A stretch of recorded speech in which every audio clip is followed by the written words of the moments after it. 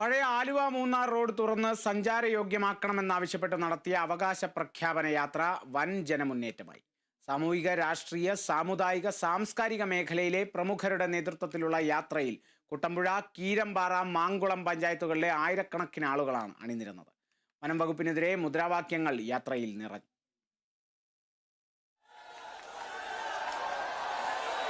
വിവിധ ഇടങ്ങളിൽ നിന്നെത്തിയവർ പൂയംകുട്ടിയിൽ ഒരുമിച്ച ശേഷമായിരുന്നു പഴയ രാജപാതയിലൂടെ അവകാശ പ്രഖ്യാപന യാത്ര നീങ്ങിയത്.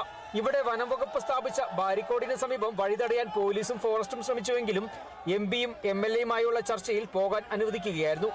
ബ്രിട്ടീഷ് ഭരണകാലത്ത് നിലവിലുണ്ടായിരുന്ന രാജപാത നൂറ്റാണ്ടു മുമ്പ് പ്രകൃതിക്ഷോഭത്തിൽ തകരുകയായിരുന്നു.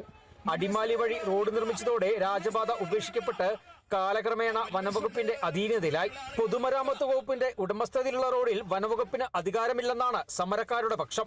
റോഡ് തുറന്നാൽ യാത്രാ സൗകര്യം വർദ്ധിപ്പിക്കുന്നതിനോടൊപ്പം ടൂറിസം, കാർഷിക, വ്യവസായിക, വാണിജ്യ മേഖലകളിലും പുരോഗതിക്ക് കാരണമാകുമെന്നും സമരക്കാർ ചൂണ്ടിക്കാട്ടി. പൂയംകുട്ടി ജംഗ്ഷനിൽ ഡീൻ കുര്യാക്കോസ് MP അവകാശ പ്രഖ്യാപന യാത്ര ഉദ്ഘാടനം ചെയ്തു.